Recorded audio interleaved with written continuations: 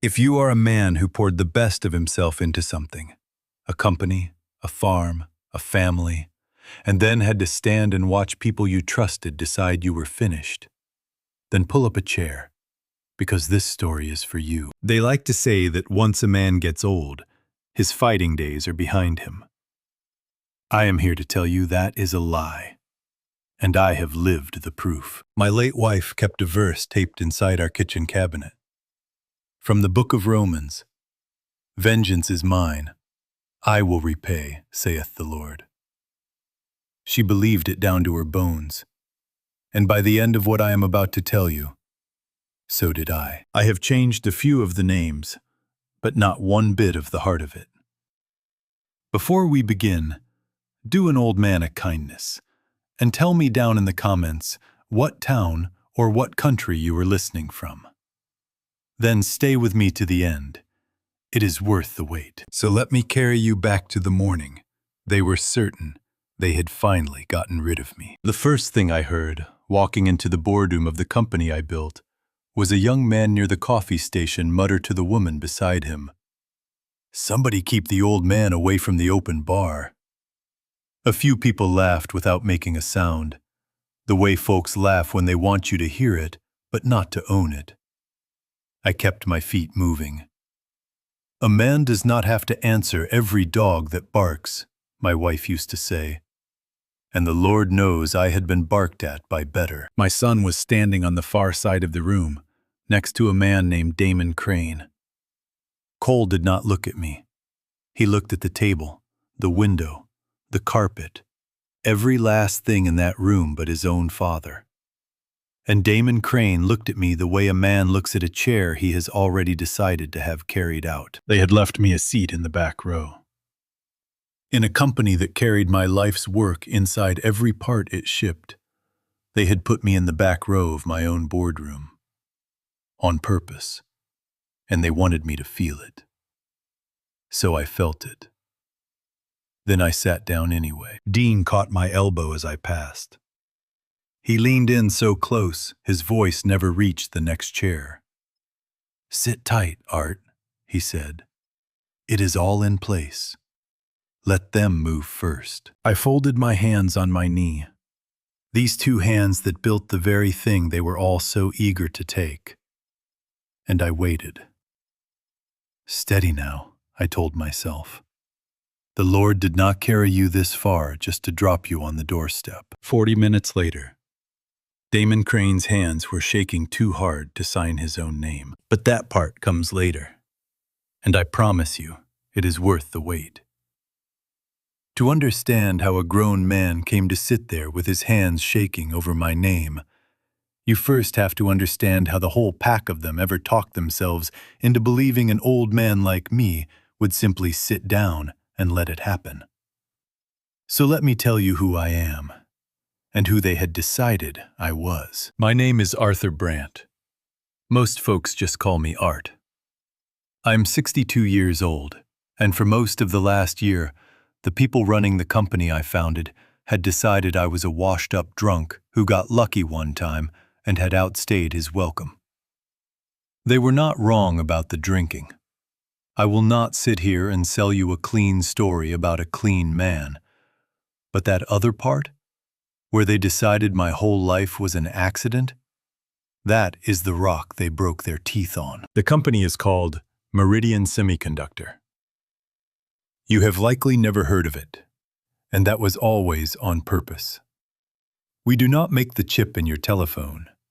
We make the small, stubborn, almost invisible piece of silicon that sits inside a pacemaker and keeps a man's heart beating steady for 14 years on a battery the size of a shirt button. We make the part that rides inside the instruments on the aircraft that are not allowed to fall out of the sky. Every dollar this company is worth, and the men in suits will tell you that is a great many dollars, rests on one design I first scratched onto the back of a feed store receipt at my own kitchen table, more years ago than I care to count. Inside these walls, we have always called it Nell. I named it after my wife. Not one soul in that boardroom remembered that anymore. To them, it had become an asset, a line on a page, a thing to be moved while the old man was too far down in the bottle to notice. I worked with my hands and my head my whole life, and I never once asked the man's permission to do either. Then, 3 years ago, I lost her. The fellow who walked out of that hospital was not the same one who walked in.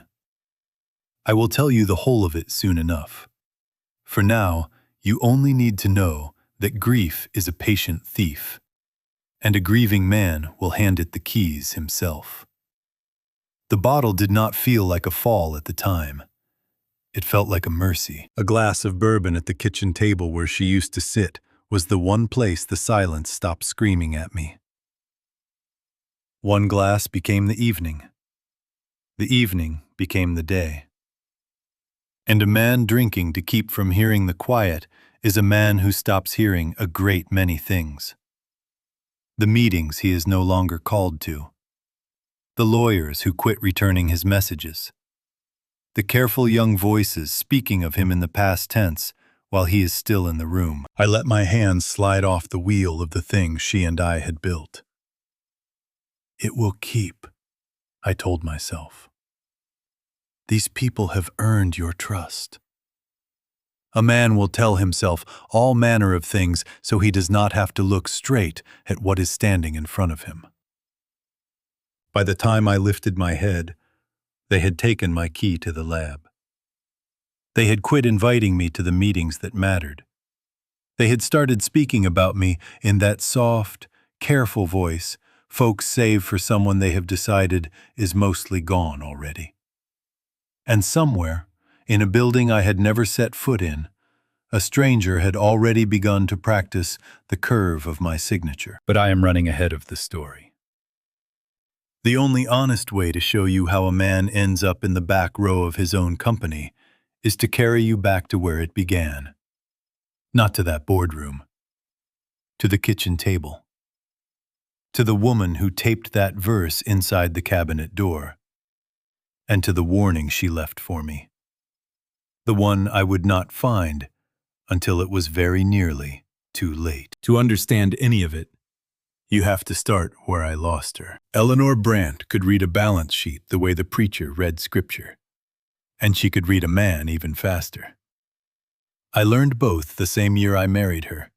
In a rented garage with a workbench I hammered together out of 2 sawhorses and a door. I would solder past midnight while she sat at the card table behind me with the books open and a pencil behind her ear. "Slow down, Art," she would say, without ever looking up. "You are about to make the same mistake you made on Tuesday," and I would be making it. She was right about the things that mattered, which is a hard way to live with a woman, and a harder way to lose one. She had the head for the parts I did not. I could draw a circuit that ran on next to nothing, but I could not have filed a patent or read a contract to save my soul. Eleanor did all of it. She kept the patents in a green accordion folder she guarded like the family Bible. "A good idea with no paperwork behind it," she liked to say, "is just a story you tell at your own funeral." The little chip that built this whole company was as much hers as mine. We had been stuck on it nearly a year when she leaned over my shoulder one night and pointed at one number I had stared at 1,000 times. I will spare you the engineering. What matters is that when it finally worked, I did not give it some Greek letter off a chart. I gave it the name her own mother had called her as a girl. Nell. I never told a soul at the company why. A man is entitled to one sacred thing, tucked inside a public success. Here is something I did not let myself remember for years, not until it was nearly too late. Back when Meridian was small enough to fit inside that garage, a man came around. Quiet, well-dressed, friendly as a Sunday. He asked Eleanor question after question about the patents, who owned what, whether we might sell. She poured him coffee, told him nothing worth a dime, and walked him out. After his car pulled off, she stood at the window a long while. Some men come to your house to admire it. Art, she said. And some men come to measure the windows. I laughed. The good Lord forgive me. I laughed.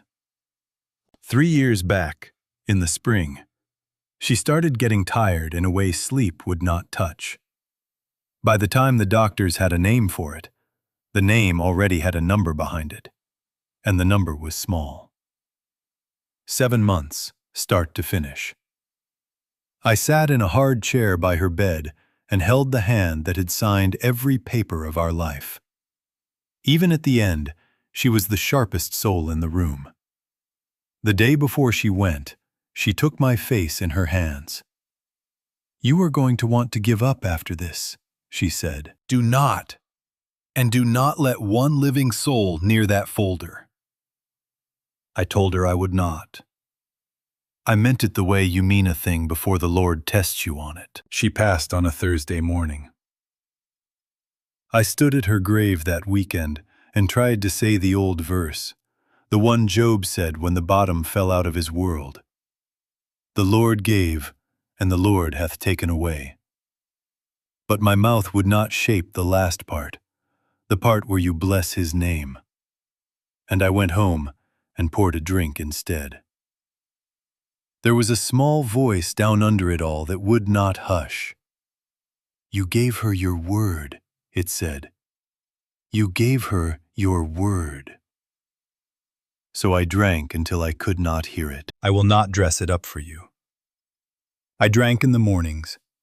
I drank at the kitchen table where she used to sit, in the chair that still held the shape of her, until the days ran together like rain down a window. And I signed things.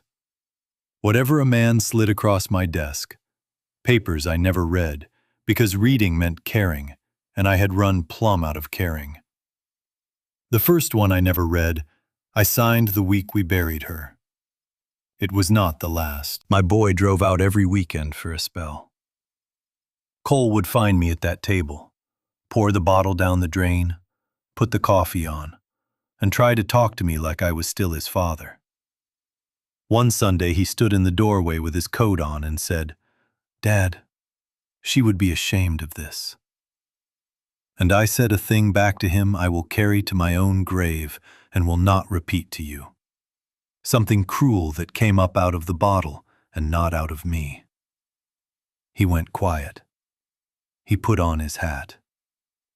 "All right," he said. That was all. "All right." And he stopped coming.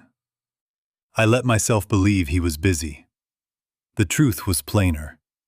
I had taught my own boy I was not safe to love.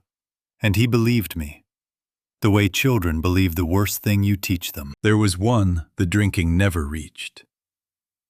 My granddaughter, Mara, Cole's girl, 19 and stubborn as a grandmother, called me every Sunday night without fail. "Hi, Grandpa," she would say, like the words still meant something good. She would go on about school and music and a professor she could not stand, never once letting on she could hear the slur in my voice. She was the one thread still tying me to the land of the living. I did not deserve her. I held on with both hands. That was the man I had let myself become. Hollowed out, half drowned, sitting in the back row of his own life. And that was the shape I was in the day Damon Crane walked into Meridian with a warm hand and a checkbook. And every soul in that building but me decided the Lord had sent us a savior. Damon Crane shook my hand and called me a legend. I should have counted my fingers afterward. It was a Tuesday in the fall. Up in the big conference room with its view of the parking lot we all pretended was something finer. Meridian had hit a rough patch. A product that ran late. A customer gone quiet. A bad quarter the analyst chewed on like a dog with a bone. The board had gotten skittish the way boards do, hunting for a man with deep pockets and a sure voice to swear the sky would not fall. And in walked Damon Crane, smooth as a river stone. He was somewhere in his 40s, tall, comfortable in his own hide, in plain, costly clothes that only look plain to folks who cannot afford them. "Art Brandt," he said, taking my hand in both of his. "I have wanted to shake this hand for years. You are the closest thing this industry has to a living legend." Butter would not have melted in his mouth. He talked a blue streak, and he was good at it. I will give the devil his due. He spoke about Meridian the way a man speaks about a prize he has already won. He mentioned, without quite bragging, the hospital wing he had funded 2 states over, the jobs he had rescued at companies everyone knew. He remembered the name of the young woman who brought the coffee and thanked her by it, and she lit up like a Christmas tree. By the top of the hour, half that board leaned toward him the way a field of sunflowers leans toward noon. But I have spent a lifetime watching how men look at things. And Crane did not look at my company the way you look at a thing you admire. He looked at it the way a man eyes a house he has already decided to buy out from under the family living in it. Once, while the chairman talked, I caught Crane's face when he thought nobody was watching.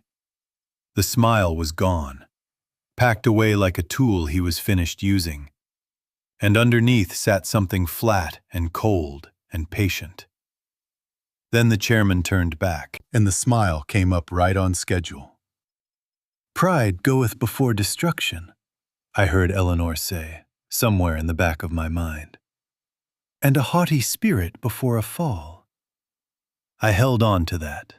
It was about all I had. When the talk turned to the design that was the beating heart of the whole company, his eyes sharpened.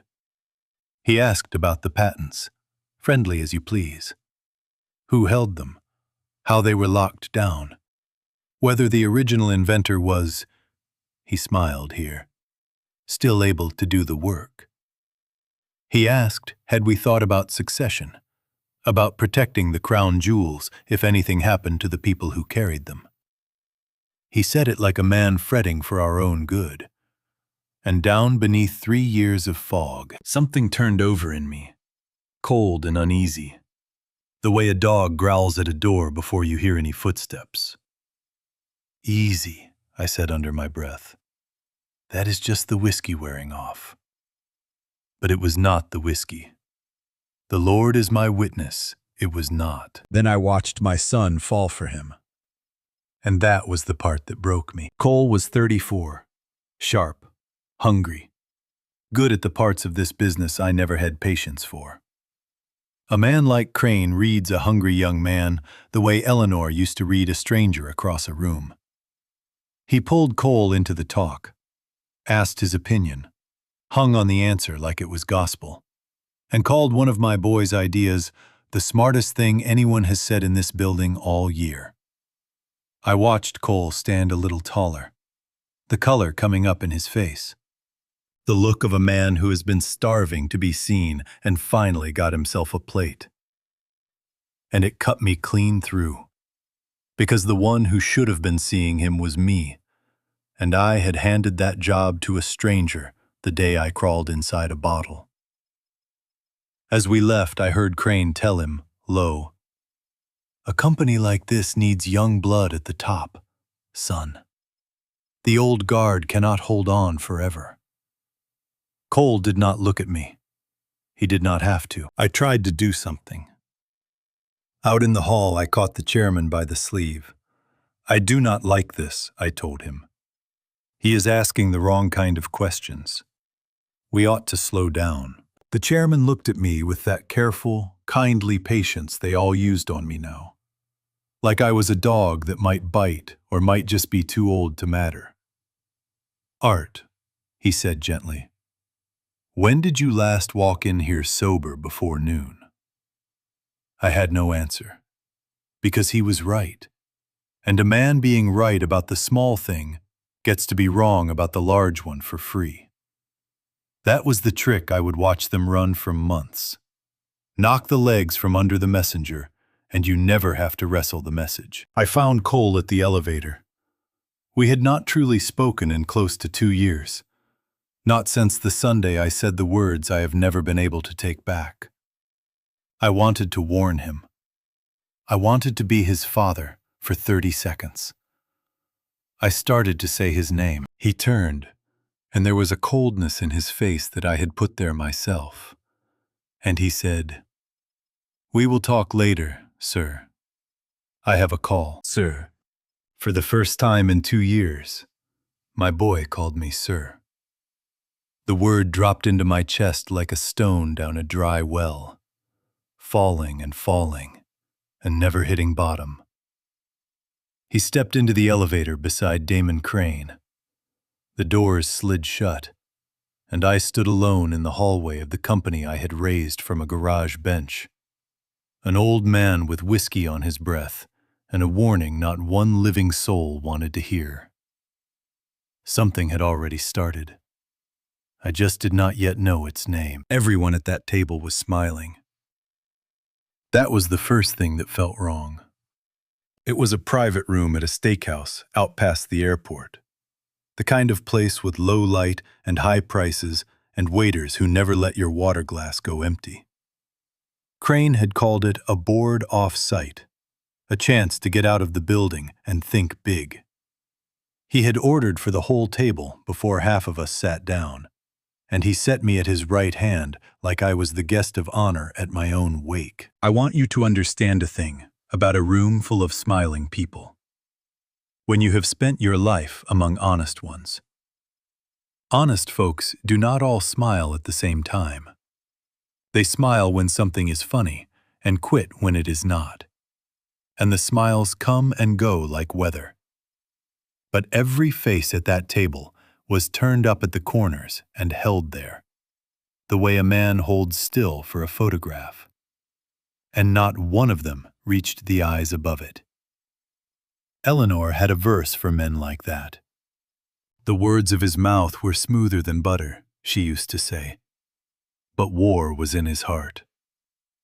I sat in that warm yellow light with butter all around me, and I could feel the war. Crane stood and lifted his glass. "To Arthur Brandt," he said, "the mind that built all of this. We are not here to put art out to pasture. We are here to make sure that what is inside this man's head outlives every one of us." The table murmured its approval. It was a fine toast. It was also a death sentence in a dinner jacket, and I was the only soul there who could hear the second meaning under the first. Because here came the plan, laid out gentle as a Sunday sermon. Crane wanted what he called a knowledge transfer. He wanted me to sit with a team of young engineers week after week and pour everything I knew about Nell onto paper and into their heads. For the good of the company, he said. To protect the one thing this company is truly worth, in case, God forbid, anything ever happened to me. He said God forbid the way a man says it when he has already drawn up the plan. I understood it the way you understand bad news in your gut before your head can catch up. Once everything in my mind was written down in somebody else's hand, I would no longer be the man who built the thing.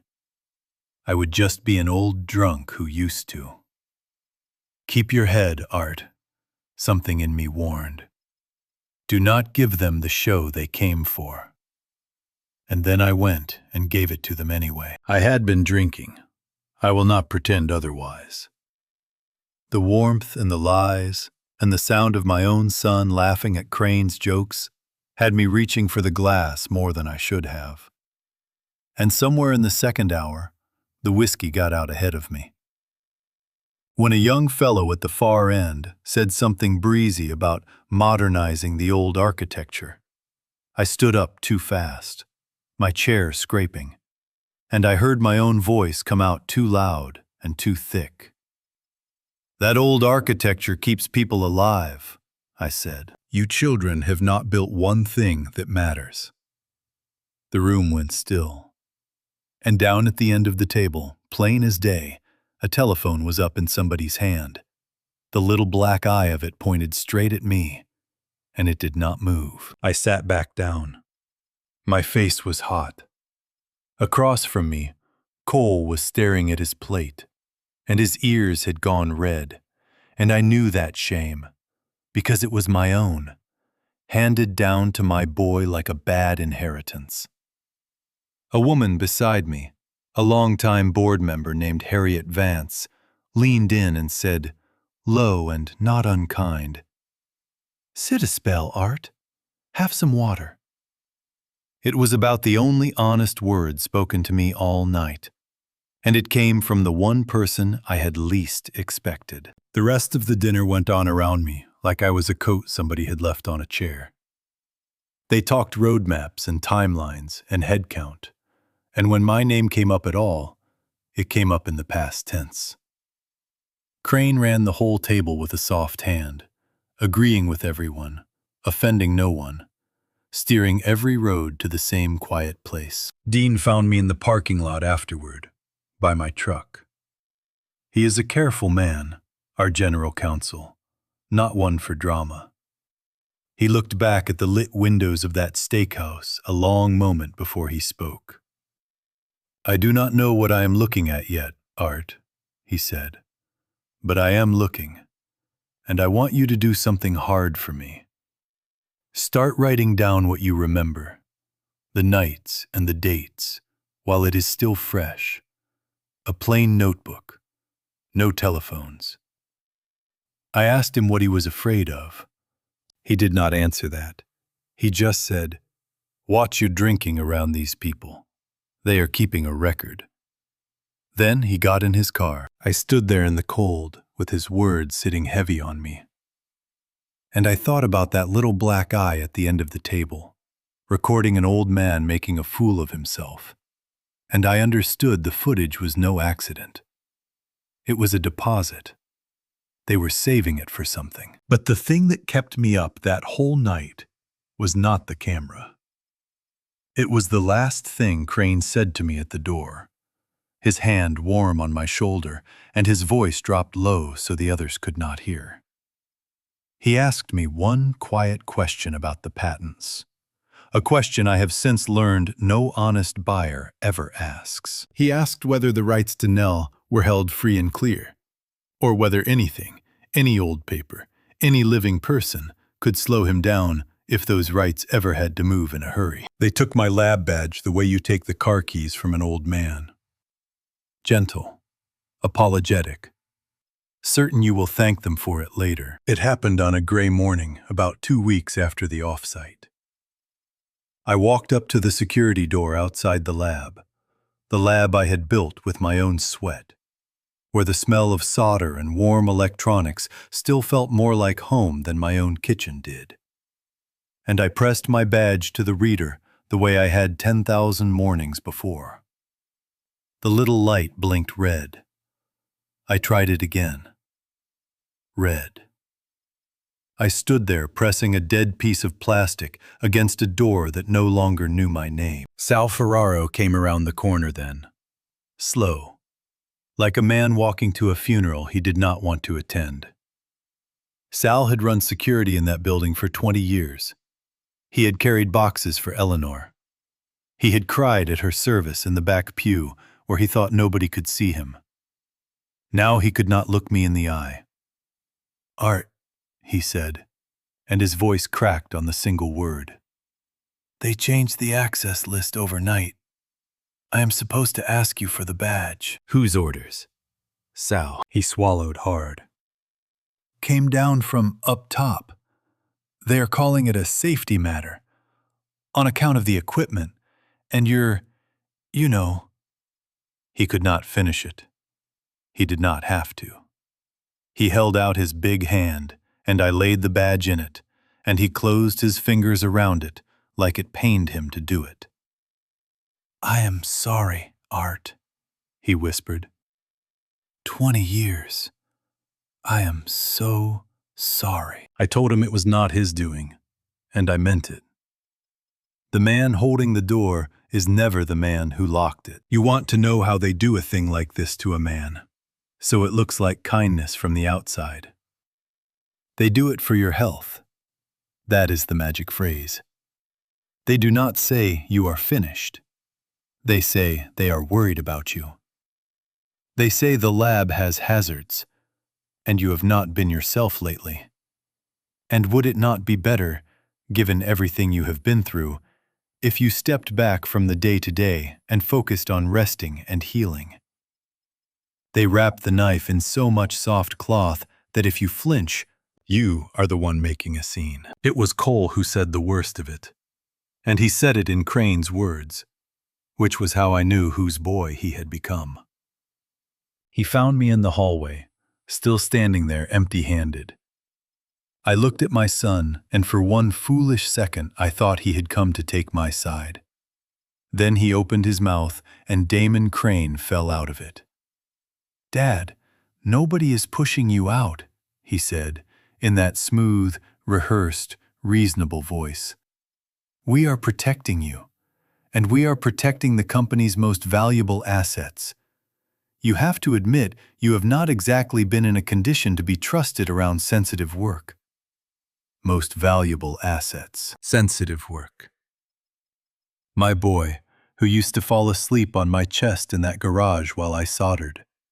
Talking to me now out of a script written by a stranger. "Son," I said, "look at me, not at what he told you to see. Look at your father." And he did, for just a moment. And I saw something flicker behind his eyes. Some old ache. A boy who missed his daddy. Then it shut like a door. "Get some rest, Dad," he said. And he walked off down the hall in shoes that cost more than my first car.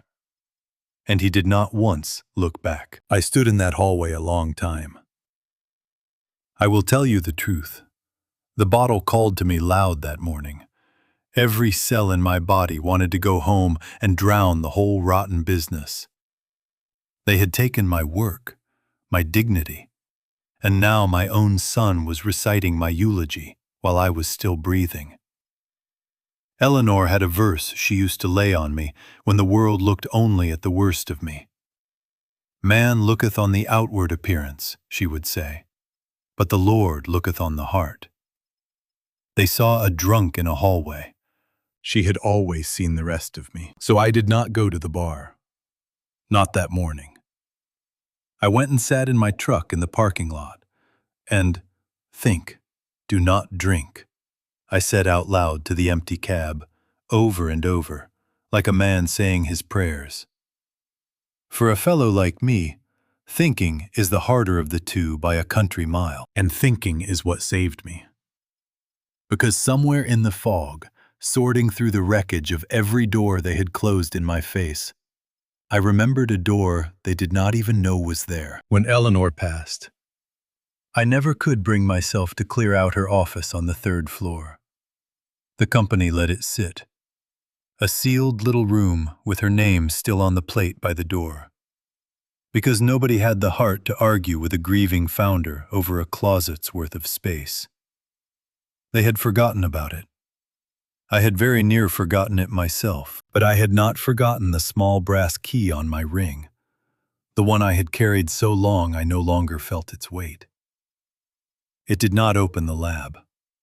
It did not open the boardroom. It opened the bottom drawer of the desk in my dead wife's office.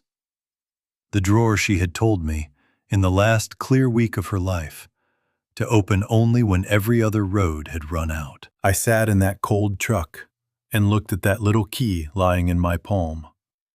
And for the first time in longer than I could rightly remember, I felt something move in my chest that was not grief. It felt like a hand reaching back through the years to take hold of mine. I came in early, sober, on a Tuesday. That was my mistake, and theirs. I had not seen 6 in the morning with clear eyes in longer than I cared to admit. But Eleanor's key was burning a hole in my pocket, and I could not get up to her office on the 3rd floor in the daylight without a parade of worried faces asking what I thought I was doing. So I came before the sun was fully up, while the building was still dark and humming and mostly empty. And I let myself in through the loading dock the way I used to in the early years, back when this was a scrappy little outfit and not yet a thing worth stealing. That is the trouble with being written off. They forget you know where the side doors are. I was crossing the second floor toward the stairwell when I heard them. Cole's laugh, and under it, another man's voice, easy and low. I stopped behind a row of dark cubicles, and through the gap, I watched my son and Damon Crane come in together, shoulder to shoulder, passing a paper cup of coffee back and forth like two fellows who had closed down a bar the night before. There was nothing professional in it. Crane had his hand on the back of Cole's neck, the way a man touches a nephew, or a thing he owns. And Cole was easy under that hand, easy in a way he had not been with me in years. Whatever lay between those two was older and warmer than the polite story they had sold the rest of us. As they passed near where I stood, Crane murmured something I could not catch, and Cole laughed low and answered, "Relax, it is already done. It is already done." I did not yet know what it was. I only knew my boy said it like a man who had nothing left to lose. I might have stood there gawking all morning if a hand had not closed on my arm. I near jumped out of my skin. It was Dean, gray in the face, a folder pressed flat to his chest. "I hoped you would come," he whispered. "I have been here since 4. Art, I need you to look at something, and I need you to keep your voice down." He pulled me into an empty office and laid the folder open on the desk. I am no money man, never was, but Eleanor taught me enough to read a row of numbers and know when one of them is lying. Dean's finger moved down a list of transfers. A payment had gone out of one of our development accounts to a company I had never heard of, a name that was all initials and no soul. Registered, Dean said, 3 weeks back, in another country.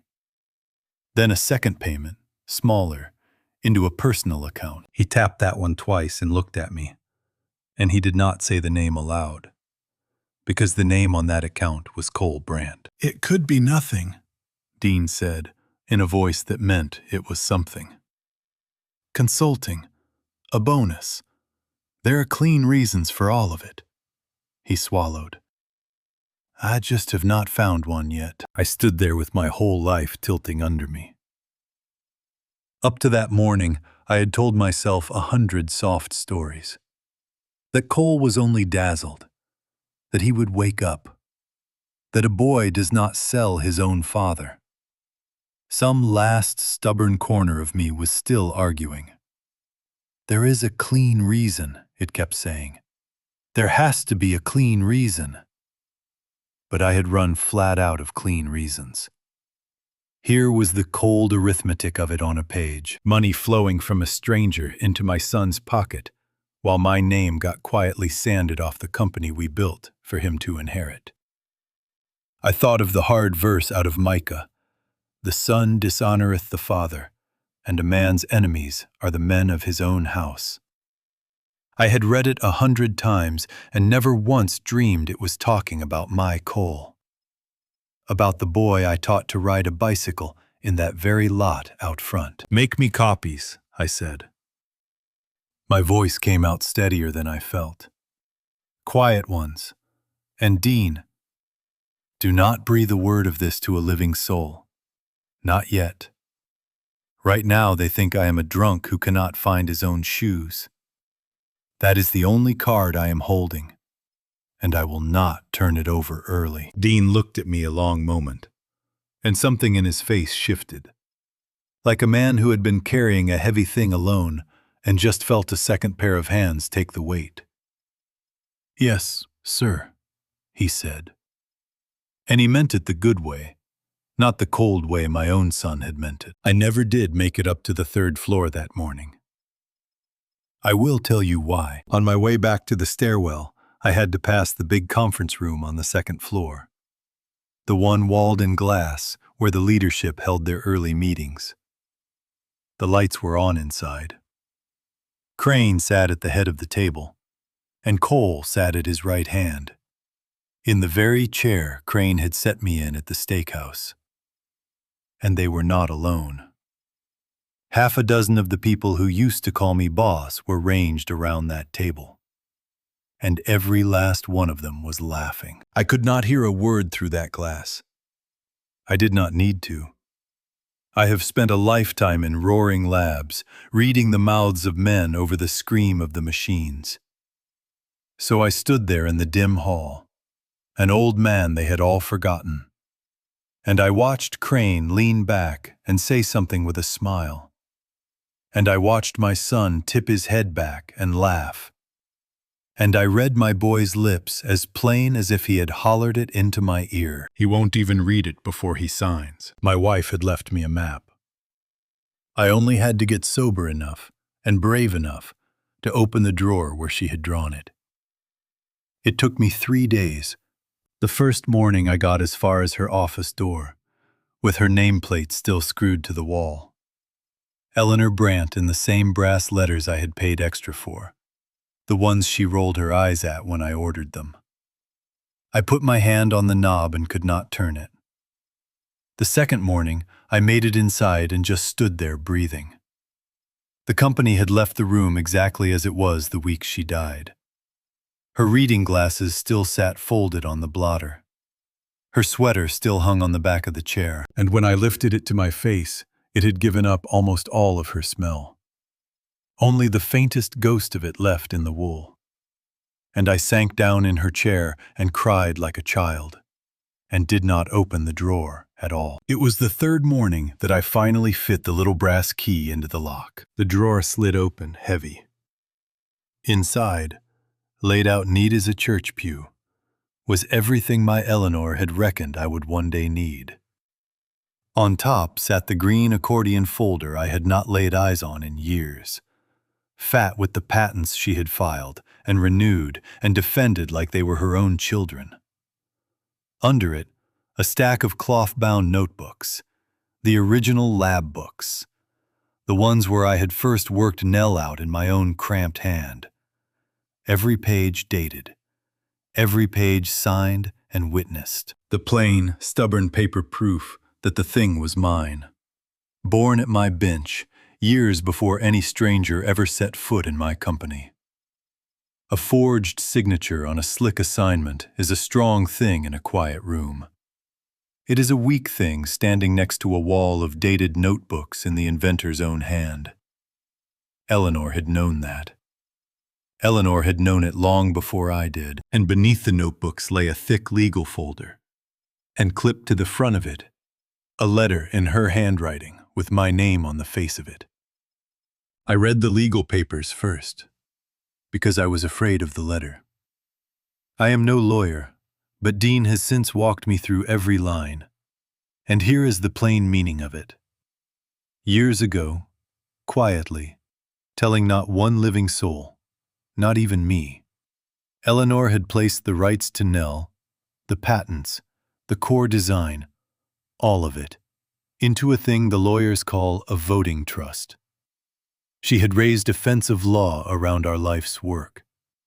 Under the terms she wrote, those rights could not be sold, assigned, or moved by any single person's signature. Not mine, not the board's, not God Almighty's. Any transfer required the consent of the trust, and she had built that trust. So consent could not be granted while there was any whiff of fraud or coercion in the room. Do you understand what that means? It means the slick paper my own son was fixing to slide in front of me.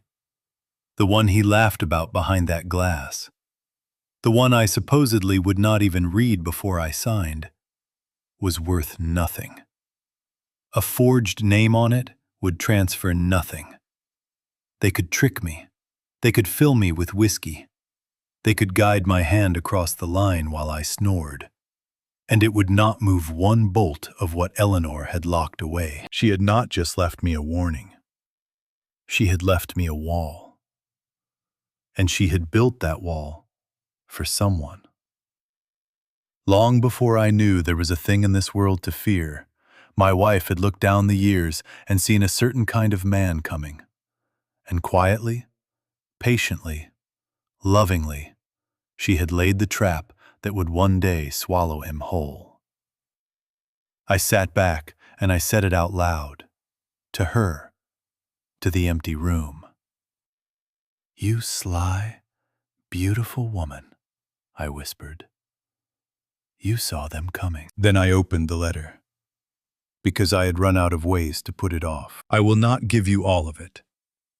Some of what a wife writes a husband is meant for him alone. But I will tell you how it began, because it knocked the wind clean out of me. "Art," it said. "If you are reading this, then I was right, and I am sorry.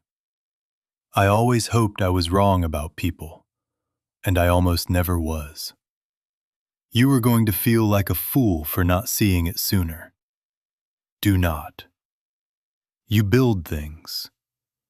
Trusting is the toll a man pays to build things, and I would not trade the man you are for a more suspicious one. So let me be suspicious for the both of us, one last time, from in here." She told me where to find a woman named Renata Solis, a lawyer she trusted, the only one she said I should bring into this. She told me to put down the bottle. In plain words, I will keep to myself, because even from the grave my wife did not pull her punches. And she wrote that she had marked a verse for me in her Bible, the old one about a virtuous woman whose price is far above rubies, and in whose husband the heart can safely trust. "Read it," she wrote, "and then go and do the thing I cannot do for you anymore. Fight." I sat in her chair with her letter trembling in my hands and her sweater across my knees. And for a long moment, the grief and the love and the fury all ran together into one thing too large to carry a name. Then I turned the letter over, because there was writing on the back, smaller, pressed harder into the paper, as though she had added it on another day, in a darker mood. 3 words. Only 3. "They will come." "I do not represent drunks," Renata Solis said, before I had even got my hat off. "I represent men who are done being one. So before you sit down in my office, Mr. Brandt, you tell me which one walked in my door." Dean had driven me across town to a brick building with no name on it, up a narrow stair to an office that smelled of strong coffee and old paper. Renata Solis was a small woman with iron in her spine and reading glasses shoved up into hair gone half to silver. She had done white-collar work for 30 years, the kind where she puts men in fine suits into cheap cells, and out of all the lawyers in the world, Eleanor had picked her to be the one I called. That alone told me to listen. The honest answer was that I did not yet know which man I was. But Eleanor's letter was folded in my breast pocket, and her last 3 words were sitting behind my eyes. So I said the truest thing I had in me. "I have been a drunk for 3 years," I said. "I would like, with some help, to be done being one. Starting today." She looked at me a long moment over those glasses. Then she pointed at the chair. "Sit," she said. "We have got work to do, and not much road to do it on." What she laid out chilled me worse than anything I had pictured. The badge, the off-site, the fussing over my health, the quiet payments Dean had turned up. None of it was random. It was a build. "Men like Crane," she said, "do not steal a company in one grab. They paper it. They stack up evidence that the founder is unfit, unwell, not himself. So when they finally move him out and move the assets, every signature looks clean and every witness nods along. By the time they are finished," she said, "the robbery will look like a rescue, and you will look like the problem they kindly solved." Then she said the thing I have held on to ever since. "But they have made one mistake, and it is a lovely one. They believe their own story.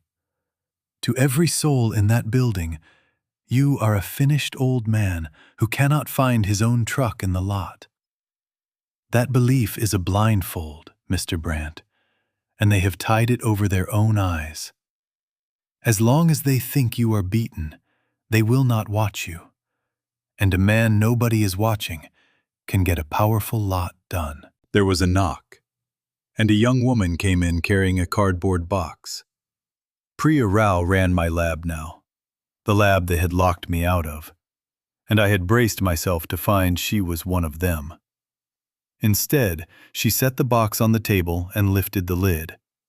And inside were copies, careful copies, of every original notebook page. The dated proof that Nell was mine. I back up everything, Mr. Brandt, she said quietly. I have since my first week. Your wife taught me that, before she passed. The day they took your badge. I started keeping these somewhere those men will never think to look. She put out her hand. I am not on their side. I am on the side of the people who actually built the thing.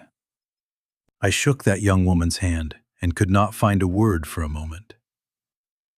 Eleanor's reach was longer than her life. Something was turning over in me that I had not felt in years. Not hope, exactly.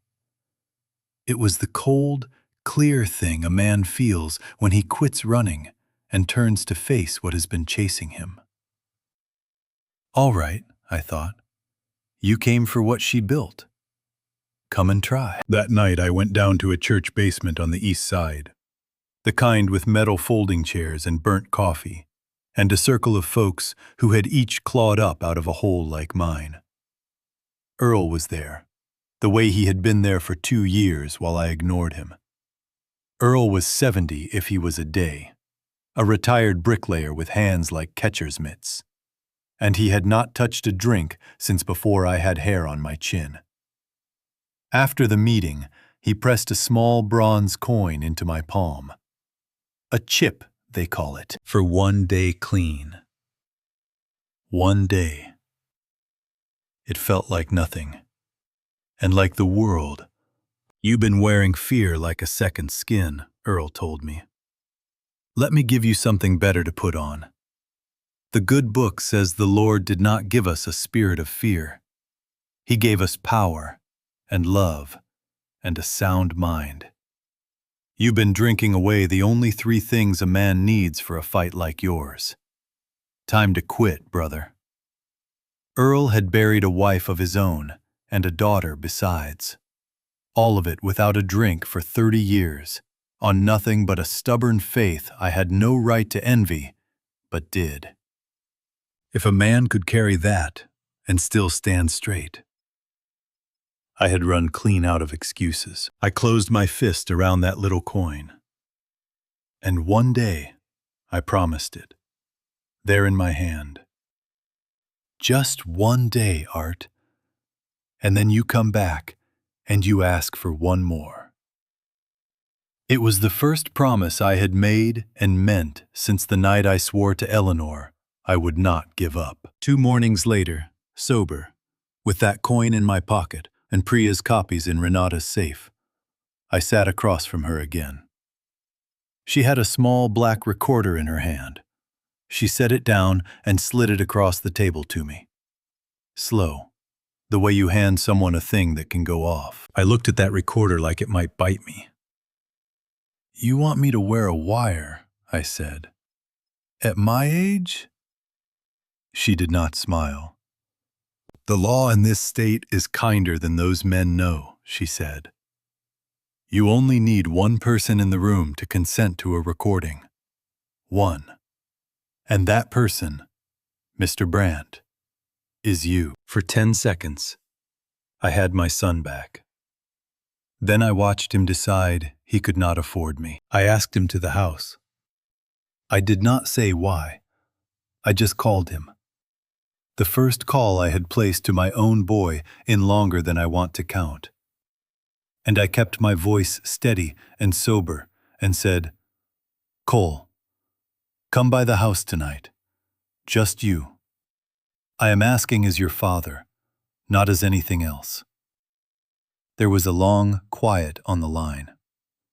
Then he said he would come. And I believe it was the steadiness in my voice that did it, because he had not heard that voice from me in a long, long time. I had the place cleaned up. I had coffee on instead of the other thing. I sat at the kitchen table, her table, in my own chair and not in hers. And I waited with my hands folded like a man in church. When Cole came in, he stopped dead in the doorway. He looked at the clean counters and the coffee pot and my clear eyes, and something moved across his face I had not seen since he was a boy, since before any of this. A kind of startled hope he could not hide quick enough. "Dad," he said. Not "sir." Not in that flat voice he used at the office. Just, "Dad." The way he used to say it coming in from school. "Sit down, son," I said. "Have a cup with your old man." And he did. For about 10 seconds, he was mine again. He sat in the chair he had sat in his whole boyhood, and he wrapped both hands around that hot mug, and his shoulders came down from around his ears, and I watched my boy remember that he loved me. I will hold those 10 seconds till the day I die, because they were the last of him I ever got. For that one breath, the years fell away, and he was small again, and I was the man who could fix any broken thing he carried in. I had forgotten I could still feel like that man. I did not record it. I want you to know that. Renata's little machine was in my shirt pocket the whole time, and the Lord knows I needed what he was about to tell me. But I could not do it. Not him, something in me said. Not at this table. Not ever. A man can fight dirty in a boardroom and still keep one room in his house clean. That kitchen was the room. "Cole," I said, gentle as I could manage. "I know about the money. I know about the company whose name is all initials. I am not here to yell. I am here because you are in trouble, and I am still your father. And there is no hole so deep that I will not climb down into it after you. Talk to me." And here is where I almost had him. His eyes filled, his jaw worked.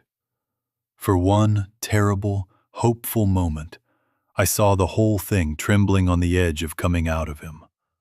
All of it. And I saw the boy who wanted nothing more than to put his head down on this table and let his daddy fix it. Then he pulled back. I watched it happen, the way you watch a light go out in a far window. The hope drained out of his face and the office came back into it. "You do not understand," he said low. "It is not money, Dad. I wish to God it was only money." He turned the mug in his hands and would not look at me. "I did something, years ago, before Mom got sick. Something stupid with the books, to cover a bad year. And I put it all back after, every cent. But it is there. It is on paper. And Crane found it." His voice cracked. "He has had it more than a year. He owns me, Dad. If I cross him, he does not just fire me. He makes one telephone call, and I go to prison. And I lose Mara.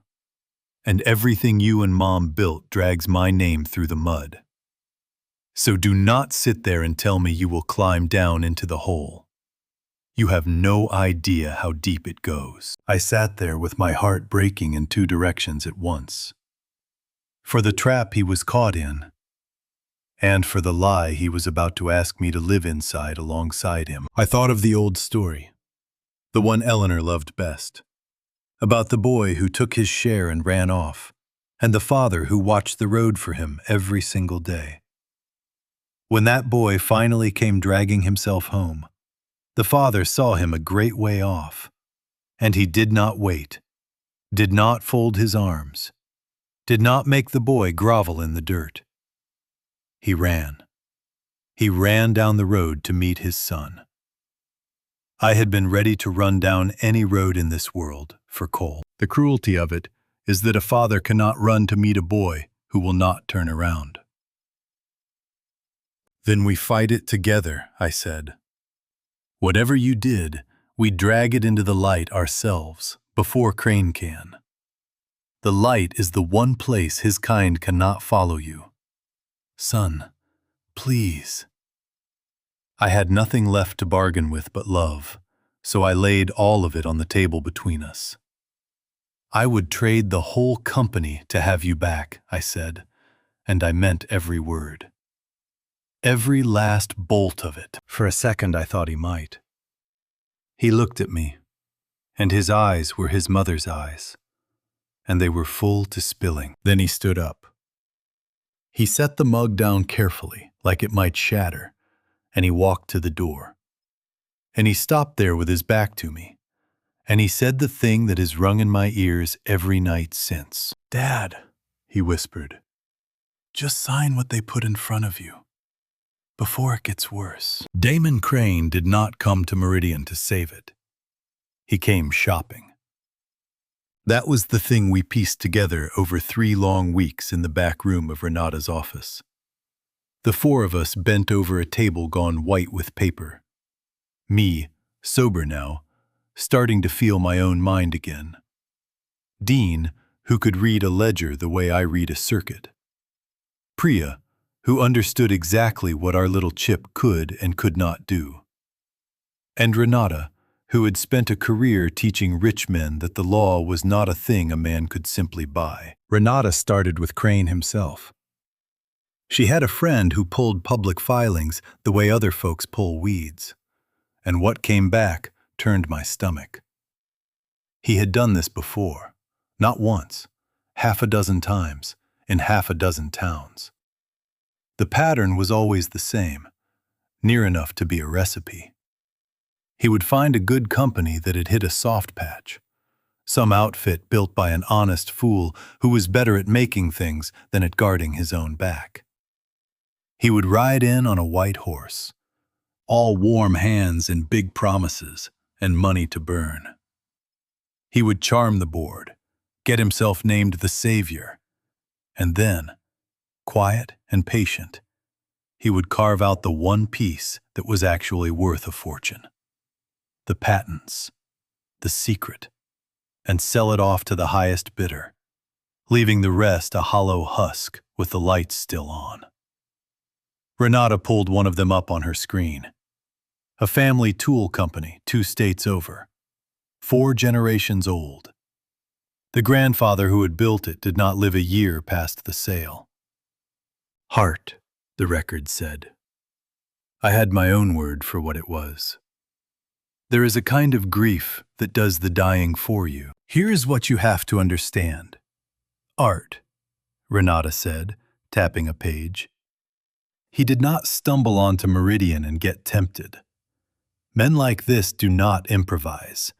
He chose you. Months before he ever shook your hand, he was already studying your patents, your debt, your weak spots, your grief. She looked at me over those glasses. He read the obituary of your wife and saw an opportunity. By the time he walked into that boardroom calling you a legend, the whole plan was already drawn. You were never a man he came to save. You were a lock he had already decided to pick. I sat with that a while, looking at a news photo of Crane that Dean had laid on the table. That easy smile, those flat eyes. So that is who you are, I thought. Not a wolf even. Just a man with a calculator where his heart ought to be. It is one thing to be robbed. It is another to learn the robber had been watching your house through the curtains for a year, picking his night. I thought of the old verse, the one that warns you to be sure your sin will find you out. Well, we were doing the finding now, page by page, and I will not pretend there was no cold satisfaction in it. Dean walked us through the money. The payment I had glimpsed on that gray morning was only the tail of the snake. He had followed it back through 3 banks and 2 countries to a company that made nothing, sold nothing, employed not one living soul. It was a name on a door in a place where nobody asks hard questions. A shell, the lawyers call it. And it was the bucket Crane meant to pour our life's work into before anyone in America knew it was gone. But it was Priya who turned the whole thing from a crime into something worse. And she did it quiet, the way she did everything. She had been turning a sample of Nell over in her fingers while Dean talked, and she set it down on the table. This little gray wafer, smaller than my thumbnail, and said, "I do not think any of you are seeing what this actually is." We waited. "You all keep calling it the crown jewel because it is worth money," she said. "Fine, it is worth money. But do you know where this part goes? It goes in pacemakers, yes. It also goes in the guidance systems on aircraft that belong to our own military. It goes in places I am not cleared to talk about, and neither are you. This is not just a valuable design. In the eyes of our own government, this is a controlled technology. There are laws, federal laws, about who may own it and where in the world it is permitted to go." The room went very still. I felt the floor shift under the whole business, the way it does when you realize the trouble you are standing in is bigger than the trouble you walked in with. We had come to save one old man's company and his good name. We were standing now in the middle of something with the word treason hanging at the edge of it, and I felt the size of the thing settle over my shoulders like a wet coat. "Priya," I said slowly, "are you telling me that if Crane sells Nell to the wrong buyer, he is not just stealing from me?" "I am telling you," she said, "that he would be committing a crime against the country. And I do not believe Damon Crane cares one bit so long as the check clears." Renata had gone quiet, paging fast through the stack Dean pulled on the shell company, the contacts, the wire instructions, the one name that kept surfacing behind all the initials. When she finally looked up, the lawyer was gone out of her face, and something harder had moved in. "Then we have a far bigger problem than a stolen company," she said. She turned the page around so we could all see it. "Because the buyer on the other end of these wires is not American." She let that sit in the room. "And the chip that Nell controls," she said, "was never, ever meant to leave this country. I know my own signature the way I know my own pulse. That was not my hand." Renata had laid the document on the table in front of me, face up, under the hard light of her desk lamp, and she watched my face while I read it. It was an assignment of intellectual property, 6 pages of dense legal type that boiled down to one ugly sentence. With this paper, Arthur Brandt gave away every right to Nell, the patents, the design, all of it, to a company I now knew was just a hollow shell with Crane's hand inside it like a puppet. And at the bottom of the last page, on the line marked inventor, was my name, my signature, Arthur J. Brandt. In the long looping hand I have signed 10,000 times, on checks and birthday cards and the back of Eleanor's wedding photo, except I never signed it. A man's signature is like his walk. You might fool a stranger, but you cannot fool the man himself, nor the wife who watched him do it for 40 years. I leaned in close. Whoever did this was good, better than good. They had caught my flourish on the capital B, the way the tail of the last letter drops below the line. But they had made one small mistake, the kind only I would ever catch. I crossed the T in Brandt with a short downward flick, a habit from signing fast on a noisy floor. This was crossed clean and level, the way a careful man does it when he is copying a shape he does not understand. It was a beautiful fake. And it was a lie told in my own name. I sat back. A man has many things taken from him in a life. I had lost my wife, my health, the respect of my only son. But there is something particular about a forged name. It is not mere theft. It is a stranger climbing into your skin.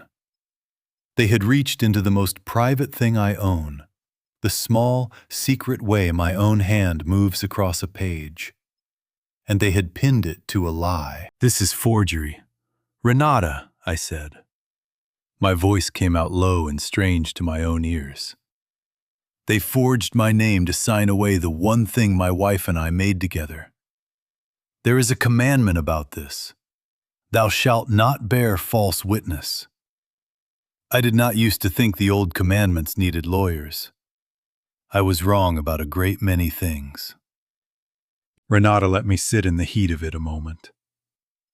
Then she said the thing that should have brought me peace, and did, for about 10 seconds. Here is the good news. Art, on its own, this paper is worthless. Your wife saw to that.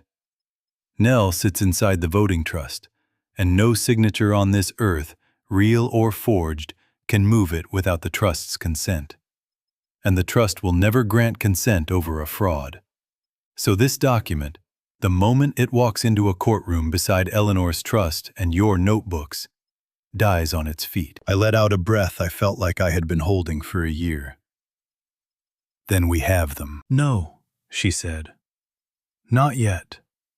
Because they are not fools. They know the forged paper is weak. So they are not leaning on it alone. She slid a second document across the table to me. This one was thinner and somehow worse. It was a petition, filed with the court, asking a judge to rule that Arthur Brandt was no longer fit to manage his own affairs, that he was an alcoholic in steep decline, that he had become a danger to himself and to the value of the company he founded.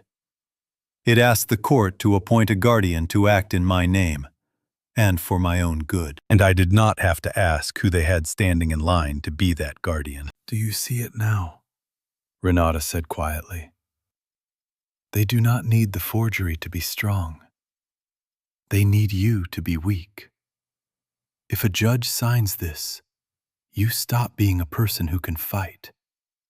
You cannot challenge the signature, because a man ruled incompetent cannot challenge anything at all. You cannot reach for your wife's trust, because by then, someone else holds your hand on the pen. They take away your standing, and the forged paper never has to win an argument, because there is no longer anyone in the room with the legal right to make one. I looked down at the petition, at all those soft, cruel words. Danger to himself, steep decline.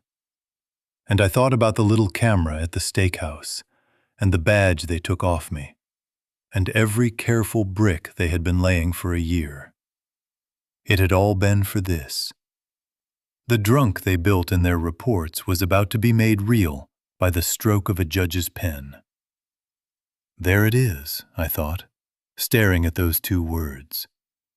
A whole year of patient work, and all of it just to write steep decline and make a judge believe it. But they had got one thing wrong, the same thing they always got wrong. A beaten drunk might let that pen fall from his hand. I was not that man anymore. I had a sober mind, a dead wife smarter than the whole pack of them, and a fistful of days. How long do I have? I asked. Renata checked the filing date, and the court calendar, and her own notes, and when she looked up, her face had gone grim as a doctor with bad news. The hearing is set for the same week as the shareholder meeting, she said. We have 9 days. Art, I need you to hear me clearly, because the whole thing turns on this. She leaned across the table until I could not look anywhere but at her. In 9 days, this becomes real. A judge puts his name to it, and after that, in the eyes of the law, you will no longer be a person who can stop any of it. Renata said, I need you sober for this one. I drank instead. I want to be honest about that. I have spent this whole telling trying to show you a man clawing his way up out of a hole. Here is the chapter where he let go of the rock and fell back down it. If I leave this part out, the rest is a lie. And I have had my fill of lies told in my name. It started well enough. Crane had summoned me, which was its own kind of insult. A note passed through Cole asking the founder to come discuss the terms of his graceful retirement. Renata saw the chance in it. "Wear the wire," she said. "Let him talk. Men like him cannot help bragging once they are sure they have already won." So I went in, playing the part they had written for me. The shaky old drunk come to sign his life away, and the whole time Renata's little machine sat warm against my chest, listening. It worked better than we dared hope. Crane, certain of himself, paraded out in front of his lieutenants and talked and talked. Cole stood in the room the whole time. And the recording we carried out of there was a confession with a ribbon tied around it. We gathered that evening in Renata's office to hear it played back. Dean was there, and Earl had come to sit beside me. Because Earl knew, the way only another drunk can know, that there are some things a man should not listen to alone. Most of it was pure gold. Crane laying out his contempt for the board, his certainty about the hearing, words that would hang him in any honest court. Renata was nodding, taking her notes, building her wall. Then Crane's voice on the tape turned to the product, to Nell, and said the thing. "And one more item," he said, easy as a man ordering his lunch. "Once the transfer clears, I want that chip renamed. Give it a number. Give it anything you like. I truly do not care. I just do not want the dead woman's name sitting on my asset. It is sentimental, and it is bad for the brand." The dead woman's name. He meant Eleanor. He meant the name I gave that little wafer of silicon at our kitchen table, because it was the only way I had left to fold her into the thing we built together. She used to lay her hand flat on the very first prototype and say it soft, the way you say a grandchild's name. To Crane, it was 3 letters of clutter on a spreadsheet. The dead woman's name. And then came the part that pulled the floor out from under me. On the tape, after Crane said it, there was a silence. A long one. Long enough for any man standing in that room to say, "Now hold on. That is going too far." And I knew my son's voice. I knew exactly where he was standing. I waited for it, sitting in Renata's office with my fists shut tight, the way you wait for a dropped glass to hit the floor.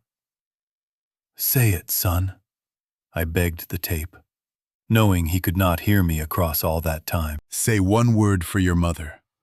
Just one." Cole said nothing. My boy stood in that room and heard a man order his own mother's name scrubbed off the only monument she had left in this world. And he said not one word. Earl put a hand on my shoulder. Renata reached over to stop the tape. But the silence was already inside me, and it was louder than anything Crane had said. Nobody in that office spoke for a long while after. Dean stared down at the table. Renata, who I do not believe is frightened of much in this life, would not meet my eyes. They had all just watched a father learn, from a recording, exactly how alone he truly was. I will not give you the long version of that night, for there is nothing in it worth keeping. Renata needed me sharp. There were papers waiting and a clear head needed for the days ahead, and she told me so, plainly, kindly, the way Eleanor would have. And I walked out of that office, and I drove, and I did not drive home. I had the little bronze coin in my pocket the whole way. One day clean, it stood for and I had strung a fair many of those days together by then. I took it out at a red light and looked at it under the dome lamp of my truck. Then I closed my fist over it and did the very thing I had promised God and Earl and my dead wife I would never do again. I will spare you the rest of it. There is a verse for where I went that night. The waters are come in unto my soul, the old psalm says. I sink in deep mire where there is no standing. That is the truest map of that night I can hand you. A man at the bottom is not thinking. He is only going under, and grateful, in a sick and shameful way, for the dark closing over his head. Sobriety hands a man back his feelings. That night I gave them away again, because I could not bear to hold that particular one. I do not remember driving back to the building. I do not remember climbing to her office, to the one room left in the world where her name still lived. But that is where the morning found me. I woke on the floor of Eleanor's office at 4 a.m, the gray hour when even the liars are asleep. There was an empty bottle in my hand. Her sweater had slipped off the back of the chair and lay across my legs, where I must have pulled it down in the night to hold on to something of her. And in my head, louder than the pounding, louder even than the shame, was the one sound that had driven me down there. My son's silence. My wife met Damon Crane 11 years ago. She never told me his name. She just quietly built the thing that would end him. But I am getting ahead of myself. First, somebody had to scrape me up off the floor. It was Mara who found me. My granddaughter. Cole's girl. She still had a key to her grandmother's office, given to her when she was a little thing. And when I missed our Sunday call 2 weeks running, she did not text, and she did not fret. She drove 3 hours through the night and came looking, and found her grandfather laid out on the floor of a dead woman's office with a bottle for a pillow. She did not cry, or holler, or look at me like I was trash, though I had earned all 3. She got down on the floor beside me in her good coat and said, "Okay, Grandpa, okay, up we go." And she called Earl, because somewhere in my rambling I had given her his name. And between them they got me upright, got coffee into me, and got me through the worst day I had known since we put Eleanor in the ground. Earl did not lecture me. He has been where I was lying. He just put my little bronze coin back in my hand, the one I had betrayed, and said, "It only ever counts one day at a time, brother. Yesterday is gone. You do not get it back, and you do not have to carry it. You just have to not pick up the next one." Then he gave me the verse that answered the dark I had crawled into. He brought me up out of the miry clay, Earl said, and set my feet upon a rock. I had whispered the sinking psalm to myself going down. Earl handed me the rising one coming back up. It was while Mara was tidying that office, the way young women do when they cannot fix the big thing and need to fix some small one, that she found it. She was straightening the shelf above the desk and took down an old leather datebook, the kind her grandmother kept before the whole world went on to telephones. A loose page slipped out of it, and Mara picked it up and went very still. "Grandpa," she said slowly, "who is Damon Crane?" I felt the hair stand up along my arms. "Why do you ask me that?" She turned the datebook around. It lay open to an entry from 11 years back, in Eleanor's small, tidy hand. And there was the name, plain as a gravestone. Damon Crane came to the shop again today, asking about Nell, asking who owns what. I do not care for his eyes. He is the patient kind, and the patient kind are the ones you watch. And the floor of the world tilted under me for the second time that week. only this time it tilted toward the light. I remembered. Lord help me. It came back all at once. The well-dressed man in the garage. All those years gone. Who asked Eleanor so many gentle questions and drank her coffee and got himself walked to the door. The one she stood at the window watching long after his car had pulled away. Some men come to admire your house, she had told me, and some men come to measure the windows. I had laughed. It was him. It had always been him. You knew, I whispered to the empty room. You knew his name 11 years before he ever smiled at me, and you never breathed a word. You just went off and built the box he would one day hang himself in. Mara turned more pages, and we read them together. A girl and a broken old man, and what we found there stopped my breath. For 11 years, quietly, telling not a soul, my wife had kept watch on Damon Crane. She had marked the companies he circled. She had read about his deals the way other women read recipes. And when she understood what kind of animal he was, and that he had set his patient eyes on the thing we built, she did not panic, and she did not warn me, because she knew I would only laugh again. Instead, she went to work. She built the voting trust. She left the notebooks where I would find them. She wrote that letter. She raised every wall of that fortress, brick by patient brick, over years. And she aimed the whole of it at one man. He believed he had found a grieving drunk and a sleeping company.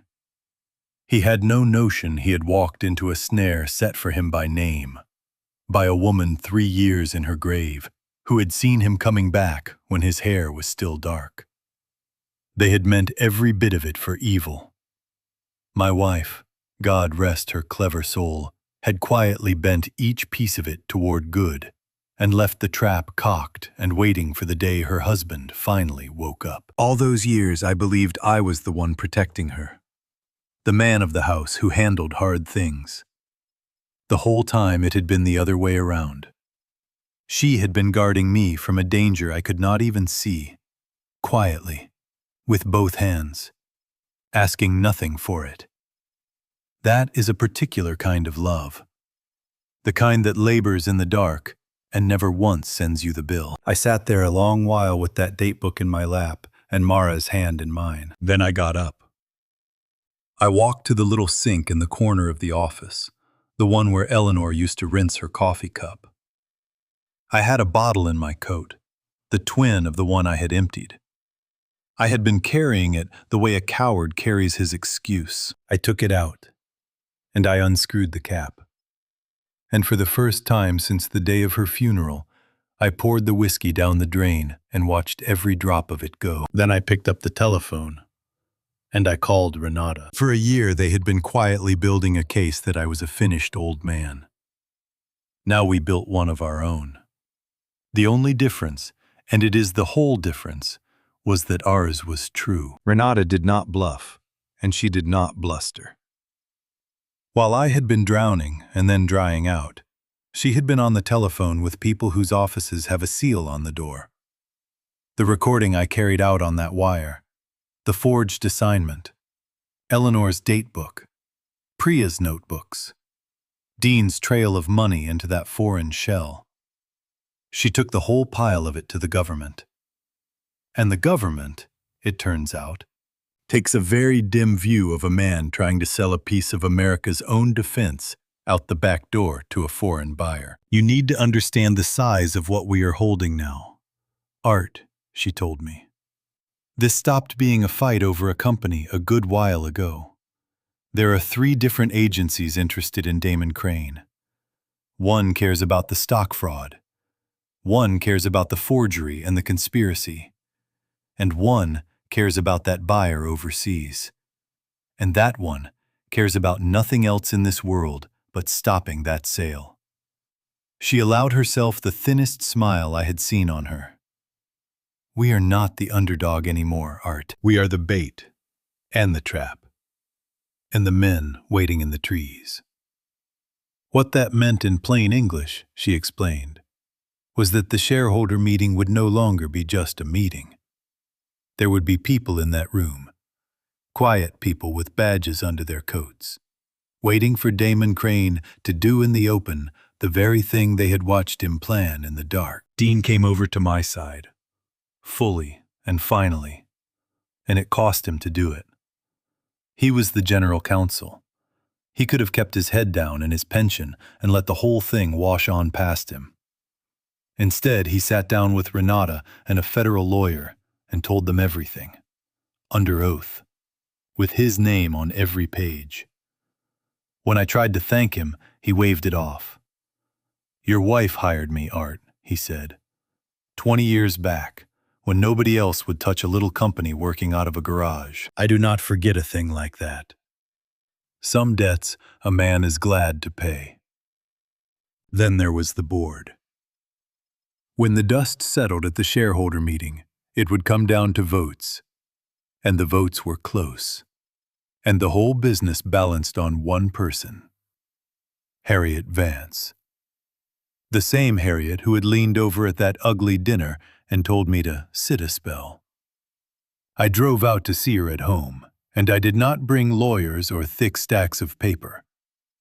I brought the truth, and I laid it out on her kitchen table, and I let her read it with her own eyes. She was quiet a long while. Then she took off her glasses and said, "I have sat on that board 14 years, Arthur. I let them tell me you were just a sad old drunk because that was easier than asking the hard question. Shame on me." She put her hand flat on the pile. "Not one day longer. When the time comes, you will have my vote, and you will have my voice. And the Lord help Damon Crane when I get the floor." So the trap was set. We had the evidence, the witnesses, the law, and the votes. There was only one piece of all of it that gave me no peace, and his name was Cole. He came to me in the end. He showed up at the house late one night, pale and thin as a man who had not slept in months, and stood out on my porch and said, "Dad, you have to stop. Whatever it is you are doing, stop it. He knows something is moving. He is saying things about you, about the hearing. Please, let it go, and I can still keep you safe." I looked at my boy, and I loved him, and I made my last play for his soul. "Reach him," I prayed, the first true prayer I had managed in a long while. "Whatever else I get wrong, Lord, let me reach my boy." "Cole," I said, "come inside. Sit down with me. Renata can protect you. If you walk in before that meeting and you tell the truth about what Crane made you do, about the money, all of it, they will deal with you fair. That old business with the books can be handled. But only if you come over now, while there is still a now to come over into. Choose, son. You have to choose this day which side of this thing you are standing on. Because after that meeting, there will not be a choice left to make." For a moment, the same as that morning at the kitchen table, I watched him waver. I saw the boy in there, fighting to get to the door. He was a grown man of 34, and he looked at me like a child who has wandered too far into the dark and cannot find the path home. I would have walked through fire to carry him in. He only had to let me. Then the fear won. It always won, with Crane's hand around his throat. "You don't get it," he said, backing toward the steps, shaking his head. "He owns the proof. He owns me. There is no deal that makes that go away." His voice cracked clean down the middle. "I am already gone, Dad. Just save yourself and let me be." And he turned and walked to his car and drove off into the dark. And I stood on that porch and finally understood the thing I had been hiding from since the night I found that datebook. I had built a trap to catch Damon Crane. When it finally snapped shut, my own son was going to be standing inside it, right beside him. And God forgive me, I was going to spring it anyway. 90 days sober. That morning, Earl pressed the bronze coin into my palm, the 90-day one, and folded my fingers shut over it. "Carry this where you would usually reach for the bottle," he said. "When your hand goes hunting for the old comfort, let it find this instead." 90 days does not sound like much when you say it quick. But for a man who had been measuring out his life in bottles, 90 mornings of waking up and remembering everything, the good and the unbearable both, and choosing to stay in the world anyway, is the hardest and the finest thing I have ever built. Harder than the chip, harder than the company. It had been a long road to those 90 days. After I poured that last bottle down Eleanor's sink, Renata moved fast. The moment the federal folks took an interest in Damon Crane, the whole timetable came apart in his hands. That rushed little hearing they had set to declare me a madman, the one 9 days out, quietly went away. You do not get to lock a man up for losing his mind while 3 agencies are asking whether he is the only sane soul left in the building. The fight did not vanish.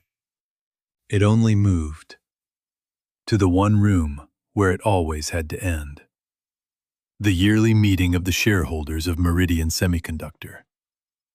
And that meeting was tomorrow. The night before, I could not sleep, so I did what I had not let myself do since the funeral. I got out my good dark suit, the one I had last worn to bury her, and hung it on the closet door. And I stood in front of the mirror in my undershirt, and I talked to my wife. "Well, Nell," I said to the empty room, the way I used to say it across the breakfast table. "You knew it would come to this. You always were the one who could see the weather 3 days out." I told her I was scared. I told her I was sober, 90 days of it, and that I was sorry it had taken me so long, and that I had found her wall, and her notebooks, and her date book, and her letter, and the 3 words she wrote on the back of it. "They will come," you said. Well, they came, sweetheart, and tomorrow, the Lord willing, they will find out what you left here, waiting for them. I told her about Cole. I told her our boy had gotten himself snared years back, and a wicked man had been turning the screw ever since, and that I had tried, Nell, the Lord knows I tried to pull him loose, and could not. I asked her to forgive me for not seeing it sooner, for the years I lost to the bottle when our son needed his father sober. And I asked her if she had any pull up there at all to watch over our boy, because tomorrow I was going to do the right thing, and the right thing was going to break his life clean in half. I do not believe the dead speak to us.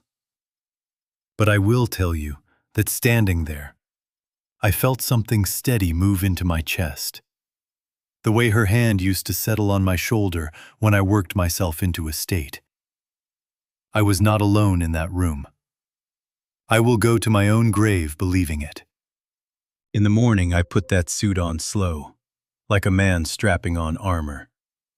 And that is the very verse that rose in me, the old one about putting on the whole armor of God, so a man may be able to stand in the evil day. To stand. Not to win, mind you, just to stand on your own feet when the evil day comes calling.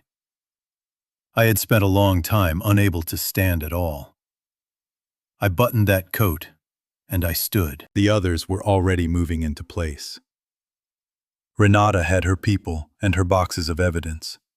Dean would be in his seat on the board, ready to speak the truth he had put his name to. Harriet Vance would be there with her vote and her sharp tongue. Priya had the original notebooks under lock and guard.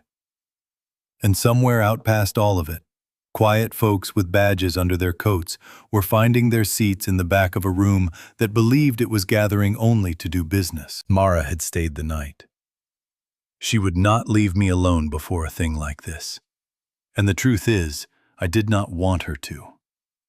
We had eggs that morning at the kitchen table, where so much had broken over the years.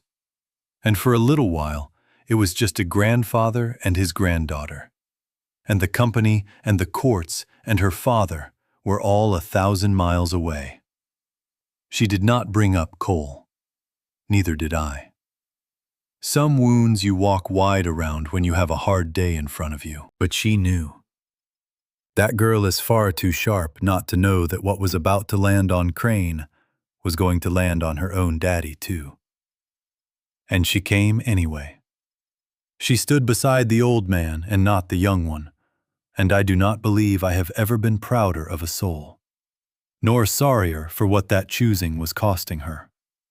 She is going to lose her father in all of this, one way or the other, and she is 19, and she had decided some things are worth more than comfort. Her grandmother would have known her for kin on sight. At the door, in my armor suit with my wife's coin in the pocket over my heart, I bent down, and that girl wrapped both arms around my neck the way she had when she was small. And she held on a moment longer than usual. Then she put her mouth close to my ear, and in a voice that shook just a little, she gave me the only marching orders I needed. "Go in there, Grandpa," she whispered, "and make them remember Grandma's name." Crane reached for the gavel. I reached for my wife's lab notebook. Everything I had left in this world came down to which of us was faster. But let me back up to the start of that morning, because the whole thing turned on patience. And patience was the one weapon they never once saw me holding. The shareholder meeting was held in the big auditorium of a downtown hotel.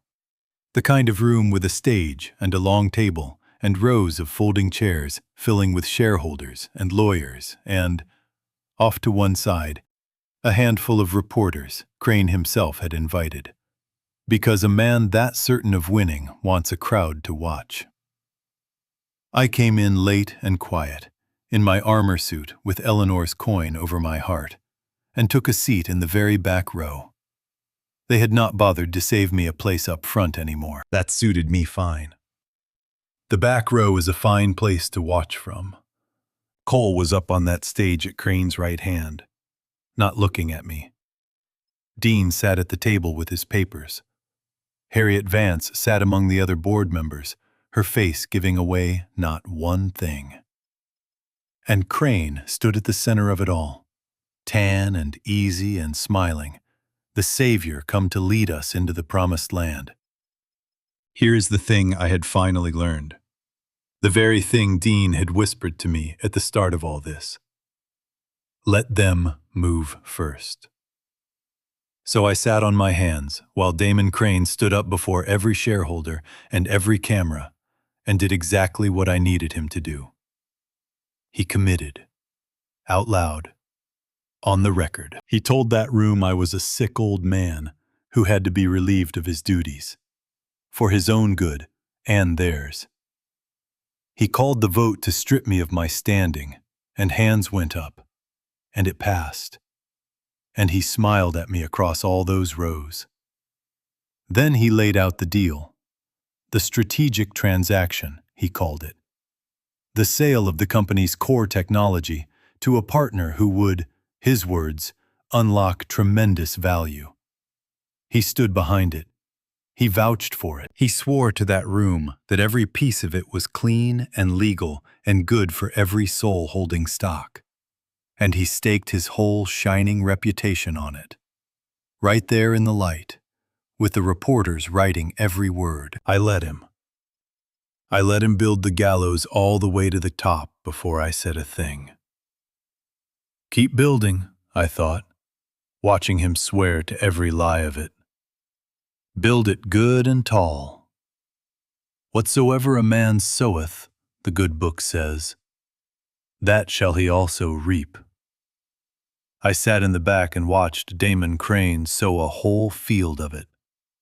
And I waited on the harvest. You cannot imagine what it cost me to sit still through that. Every lie he told, every hand that rose to vote me out of my own life. I felt like a hot coal against my chest.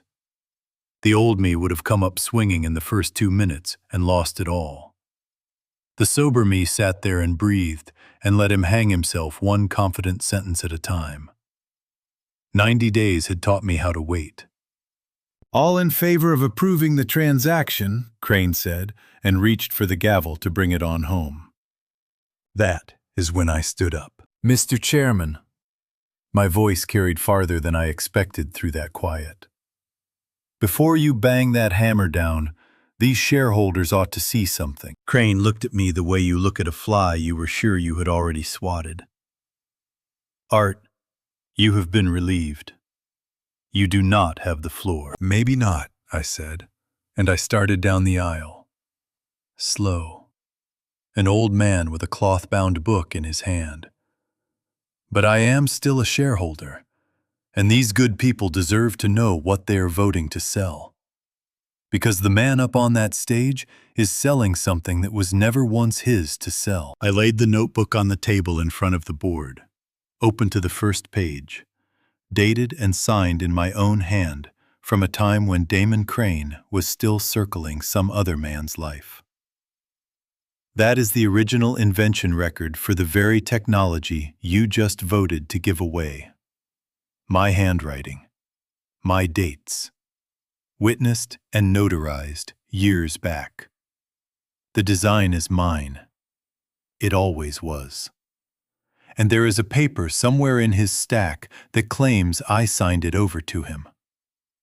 I looked dead at Crane. "I never signed a thing. That signature is a forgery." The room went silent as a held breath. The reporters quit writing and just stared. And up on that stage, I watched the smile finally slip on my son's face. He knew that notebook. He had seen it as a boy, open on his mother's desk. And he understood, in that instant, that the wall was real, and that his father had found it. But Damon Crane did not climb as high as he had by rattling easy.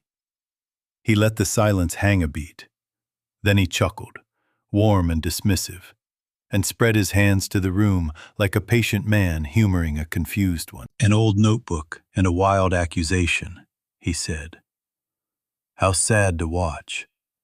Folks, this is the very confusion we have been trying so hard to protect this poor man from."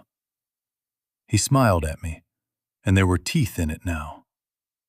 "That proves nothing." And from the very back of that room, a woman's voice, calm and clear and carrying clean to the stage, said, "He's right. On its own, it doesn't." Every head in the auditorium turned. Renata Solis was on her feet, coming down the aisle with a thick folder under her arm, and 2 men in plain dark suits stepping through the doors behind her. "But I have a great deal more than a notebook," she said. "And some friends of mine waiting outside would dearly like a word with Mr. Crane when we are through here." I had let them believe I was finished. "I want to be plain with you about what that long game cost me. Because the bill came due in that room, and I paid it in front of a few hundred people and the cameras." Renata Solis walked to the front of that auditorium and took it apart piece by piece, calm as a surgeon. She put the forensic accountant's report up on the screen, the money flowing out of Meridian into that nothing company overseas. She set the forged assignment beside a dozen of my true signatures, and even from the back row, you could see the lie sitting in it. She walked them through how Damon Crane had marked this company before he ever set foot in it, and the butchery he had done in other towns. And then she explained the thing that broke his back. The thing my Eleanor built. The rights to Nell did not belong to Damon Crane and never could. Because years before any of this, my wife had sealed them inside a trust that no forged signature on earth could open. "The document Mr. Crane was about to have you vote on," Renata told the shareholders, transfers nothing. It is a forgery wrapped around a lie, and behind it stands a wall a dead woman built to stop this man. He has spent a year trying to sell something he was never able to own. Then she played the recording. Crane's own voice filled that hall, bragging, sneering, ordering my wife's name scrubbed off the chip like a coffee stain. Up on that stage, Cole shut his eyes. His mother's voice was not on that tape, only the man who wanted her erased. And I watched my son finally hear, sober and far too late, exactly what he had given his silence to. And she put up his emails, his own words, arranging to hand a piece of this country's defense to a buyer overseas who was never meant to have it. The room had gone from confusion to a low and ugly murmur. People were on their feet. The reporters had quit pretending to be calm. The two men in dark suits came forward then, and they were not alone anymore. They showed their credentials and said the words that turned a boardroom squabble into a federal case. Securities fraud, wire fraud, and a violation of the laws that guard this nation's secrets. There were folks in that room from 3 different agencies, and every last one of them had come for Damon Crane. I watched the man crack. It does not happen the way it does in the movies. There is no shouting. The blood just drains out of a fellow's face. And the easy smile he has worn his whole life will not come anymore. And underneath it, you finally see the small, frightened thing that was there all along. Cornered, with the law walking toward him, Damon Crane did the most natural thing in the world for a man like that. He reached for someone to throw to the wolves. He turned fast, and he pointed at my son. "Cole Brandt handled all of it," he said, loud, to the agents, to the whole room. "The accounts, the documents, the arrangements, I relied on my executives. If there are irregularities here, they belong to him. Talk to him." There it is, I thought. The loyalty of a man like that. It only ever ran the one direction. I did not feel the joy I had thought I would. I had spent a year hating that man, and here he stood, undone, his own mischief come down at last upon his own head, just as the old psalm promises. And all I felt was tired and sorry, because the boy he was feeding to the wolves to save his own hide was mine. A reporter shouted my name and asked me what I had to say, why I had done all of this. I stood up there in the back row. An old man. They had every one of them written off, and the room went quiet to hear me. I had no speech ready. I only had the truth. "I protected what my wife and I built," I said. "That is all. That is the whole of it." I did not say it for the cameras. I said it for her, and for the man I used to be before the bottle, who still believed a thing built with love could not be carried off by a man who had none. That old fool turned out to be right. It only took my wife, reaching out of her own grave, to prove it. Harriet Vance got to her feet and called for a new vote. And this time, the hands that went up were not for Damon Crane. The deal was dead. The company was ours again. And I thought back to that morning a year before, the one I carried you to at the start, when I walked into a boardroom they had stacked against me. I told you that 40 minutes later, Damon Crane's hands were shaking too hard to sign his own name. Now you have seen how it happened. Now you know it was true. But the story does not end on my small victory. And I would be lying to you to leave it there, because when Damon Crane turned on my son and threw him to those wolves to save himself, without one blink, without a flicker of the loyalty he had bought my boy's soul with, I watched something break open in Cole. The man he had betrayed his own father for had just sold him out in turn, in front of everyone.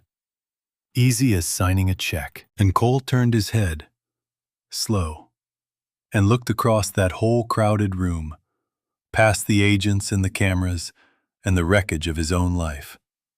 And he found me, in the back row. And for one terrible second, my son looked at me the way he used to as a little boy, when the world had hurt him, and he did not yet know that his daddy could not fix everything after all. We won. I want to be honest with you about what that word costs, because the movies never tell you. And I believe you have earned the truth by now. Damon Crane went to prison. The fraud, the forgery, the scheme to sell a piece of this nation's defense to people who had no business with it. All of it came down on him at once. And the law does not smile on a man who tries to sell out his country for a wire transfer. The sale was blocked. Nell stayed where she belonged, inside the trust my wife built, inside the company my wife and I built. On paper, it was a clean and total victory. I had my company back, my good name back, my life back, and I lost my son to get it. Cole took a plea. The thing he had done with the books years ago, the thing Crane had used to leash him, came out into the open at last, along with all he had done at Crane's bidding since. His cooperation brought the sentence down, but a sentence is still a sentence. My boy is paying for his part in a cell. I saved Eleanor's life's work by helping to ruin our son. Both of those things are true, and I carry them in the same two hands. He will not see me. I have driven to that prison more times than I can count, and signed the book, and waited on the hard plastic chair. And every time the guard comes back and tells me the same thing. Inmate declines the visit. I leave money in his account, and I drive the long way home. I do not blame him. I taught him long ago that I was not safe to love, and then I proved it one last time, in front of the whole world, even though I was right to do it. Some breaks do not heal. A man my age has to make his peace with that, or it will eat him alive. I am still working on the peace. Mara is the one bridge left standing. She visits her father, and she visits her old grandfather, and she carries what little she can between the two banks of a river that will not close. She is the best of all of us, that girl, and she did not get it from me. A big firm came around and offered me a king's ransom to buy Meridian outright. More money than I could spend in 3 lifetimes. I asked them one question. I asked if they would keep the name. Would they keep calling the chip Nell? They looked at each other and smiled the way Crane used to smile, and said names were only branding. And of course there might be changes down the road. I thanked them for their time and showed them the door. They will never understand what they were truly asking me to sell. I am still sober. 90 days became a year, and the year is holding. But I do not say it like a man who has it beat. I carry that little coin every day, right where I used to keep the bottle. And some mornings I just hold it and do not trust myself 1 inch past the next sunrise. Earl says that is exactly right. He says the day you believe you are cured is the day it comes back for you. Most evenings now, it is me and Eleanor's old date book. At the kitchen table where so much of this began and broke and began again. I read a few pages of her small, tidy hand, and I talk to her some. And I thank her for the wall she built and the fool she married. Here is what an old man learned, and I will give it to you plain, the way I wish somebody had given it to me. The things you build with love are stronger than the things others build out of greed. but only if you are still standing to defend them. Your worst day does not get the final say on who you are. And the people who write you off have handed you the one thing money cannot buy, which is the freedom of being underestimated.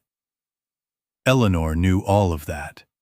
She tried to tell me for 40 years. It took me losing nearly everything for it to finally sink in. I am no preacher. But I will tell you that I walked through a dark valley these last years that I did not believe I would come out of. And I did not come out of it alone. God was there in a church basement with bad coffee and folding chairs. God was there in a young girl who drove through the night to scrape her grandfather up off a cold floor. And God was there, I am certain of it now, in the patient love of a woman who saw the danger coming 11 years out, and quietly built the thing that would save us all, long after she was gone. If this story found its way into your heart tonight, do something for me. Call the person you have been too proud to call. Forgive the one you have been holding a grudge against. Or go and ask to be forgiven. And tell me down in the comments where in this world you are listening from, so an old man knows he was not talking to an empty room. My wife taped a verse inside our kitchen cabinet all those years ago. "Vengeance is mine, I will repay, saith the Lord." At the start of this, I told you she believed it down to her bones, and that by the end, so would I. Well, here is the end. I never once raised my hand against the man who took everything from me. I did not have to. The Lord repaid, in His own time, through the law of the land and the wall a good woman built. And I was set free from the carrying of it. The chip still carries her name. My son no longer carries mine. I let God settle the rest.